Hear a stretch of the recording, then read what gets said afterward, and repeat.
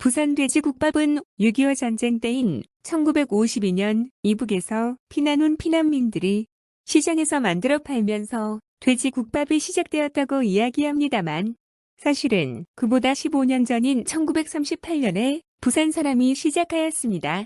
1938년에 돼지국밥 간판으로 작고하신 이순락 여사에 의해 영도에서 만들어지고 팔기 시작하였습니다.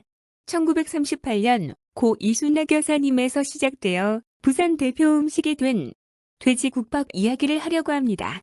일제강점기 이전에는 우금용으로 일반인들의 소고기를 먹는 것은 거의 불가능하였고 돼지고기도 제주도와 압록강 주변을 제외하면 특수상류계급에서만 살코기를 먹었을 뿐입니다.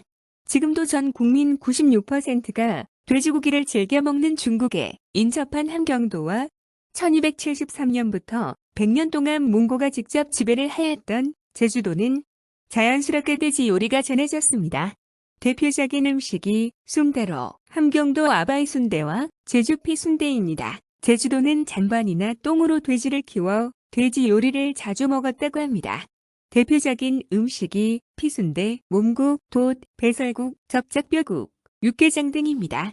특히 몸국은 제주도 대표적인 향토 음식으로 잔칫날 빠지지 않는데 제주 해녀들은 물질을 하고 나면 몸국을 자주 먹었다고 합니다. 몸국과 가장 비슷한 음식이 순댓국입니다. 일제강점기 때인 1910년 조선 무쌍신식 요리제법에 순댓국은 내장은 들어갈 뿐 순대가 들어가지 않는다고 소개하고 있습니다. 몸국도 초기에는 돼지고기에서 육수를 만들고 내장을 꼭 넣어서 만들었습니다. 사용자가 올린 이미지, 몸국을 이렇게 만들다 보니 냄새가 심하여 모자반을 넣어서 잡내를 제거하려 하였습니다. 몸국에서 몸은 모자반의 제주도 방언입니다.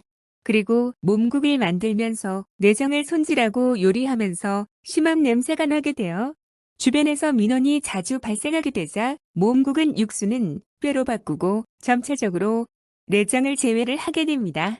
이 과정에서 전통을 지키는 돛, 배설국과 접작뼈국으로 나누어진 듯 보여집니다. 식민지를 지배하기 위해 전쟁을 준비하던 일본에게는 제주도에서 많이 자라는 감태와 우뭇가사리가 반드시 필요로 하였습니다. 1910년에 제주 해녀들은 감태와 우뭇가사리를 채취하여 큰 돈을 벌게 됩니다. 1895년 일본과 강화도 조약이 체결되면서 일본 어부들이 머구기를 동행하여 제주도로 물밀듯이 들어옵니다. 제주 바다를 일본에 빼앗긴 제주 해녀들은 육지로 추위가 물질을 떠나게 됩니다.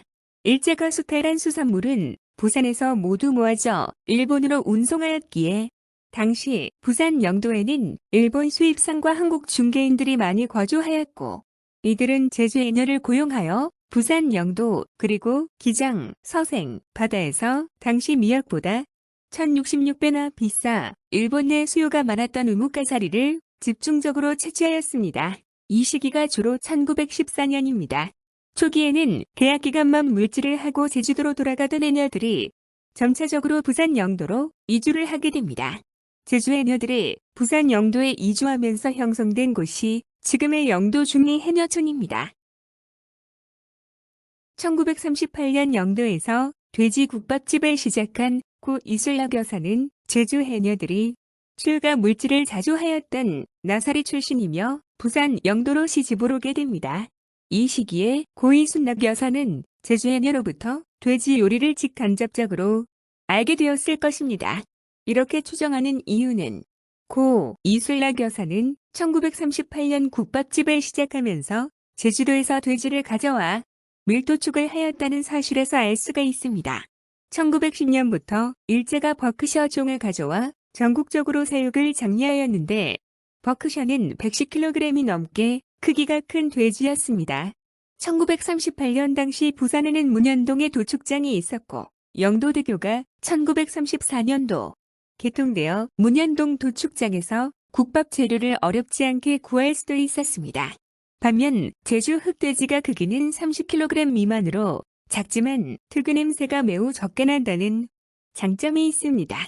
이 제주 흑돼지 장점 때문에 제주 토박이들은 살코기보다 비계를 더 선호하여 삶아서 먹기를 매우 좋아하였고 삶으면 비계가 특히 고소하면서 식감이 쫄깃쫄깃해 살코기보다 훨씬 맛있죠. 라고 이야기합니다.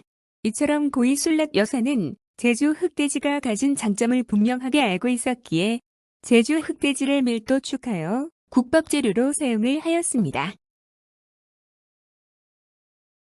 같은 1938년에 밀양, 무안에서도 양산식당 간판을 내걸고 돼지국밥 장사를 시작하였는데 초기에는 돼지고기에서 육수를 만들었지만 얼마 안 되어 속배에서 육수를 만들어 돼지국밥을 만들게 됩니다. 1938년 당시는 제주도든 부산이든 밀양이든 1910년에 조선 무쌍신식요리 제법에 순댓국이 소개될 만큼 일반인들도 순대와 순댓국에 대하여 알고 있었을 것입니다. 순댓국을 만들면서 반드시 풀어야 하는 숙제가 있었습니다. 주로 사용하는 내장과 고기에서 나오는 특유의 냄새 제거였습니다. 돼지의 역한 냄새는 돼지 비계에 침착된 방향성 물질 때문이며 이 냄새로 인해 1980년대까지도 비계가 적거나 비계 제거하기 쉬운 돼지의 등심과 뒷다리살, 안심 부위를 선호할 만큼 잡내에 민감하였습니다. 결국 당시 일반인에게도 널리 알려져 있는 순댓국을 보다 고급진 음식으로 업그레이드한 요리가 돼지국밥으로 보여지며 돼지 특유의 냄새를 어떻게 효과적으로 제거하느냐라는 조리 방법에 대하여 밀양 양산식당은 소뼈로 방법을 찾았고 부산 돼지국밥은 제주 흑돼지로 방법을 찾았습니다. 정리를 해보면 1910년 발간된 조선 무쌍신식요리 제법에 내장이 들어갈 뿐 순대는 안 들어가는 순댓국 제법이 수록되어 있을 만큼 순댓국은 널리 알려져 있었을 것입니다. 다만 여러 돼지고기 부위를 사용하여 순댓국을 만들었지만 돼지 잡내를 잡아내지 못하여 시장성은 없었을 것으로 추정이 됩니다. 이는 최근 순댓국밥이 돼지국밥과 조리법이 비슷하게 바뀐 점에서도 알 수 있습니다.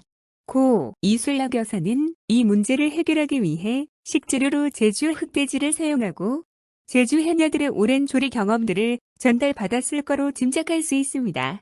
식재료로 제주 흑돼지 사용하고 조리 방법은 제주 해녀들에게 배운 방법을 참조면서 돼지 특유 잡내 제거를 성공한 고 이술락 여사는 1938년 전국 최초로 자신이 개발한 신메뉴인 돼지국밥 간판을 달고 장사를 시작하였습니다.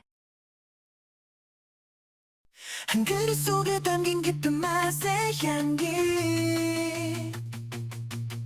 부산 바다 바람 닮은 따뜻한 국물 뽀얗게 우린 뼈 정성 담긴 이 맛 한 입 먹으면 행복이 내 맘속에 꽉 한 숟가락에도 고소함이 차오르고 뜨끈한 국밥의 피로가 다 녹아내려 돼지국밥 부산의 자랑 속이 든든해지는 그 맛만 말아먹고 김치 올려 먹고 함께 느껴봐 이 행복한 순간 가성송 새우젓도 맛 중간에 멋 장터에서 나누던 저리 느껴지는 맛 국밥 한 그릇에 담긴 부산의 이야기 여행 끝엔 이 맛을 잊지 못할 테니 부산 돼지국밥 잊지 못할 그 맛 부산에 가면 꼭 한번 먹어봐야 해 뜨끈한 한 그릇 행복이 채워져 부산의 국밥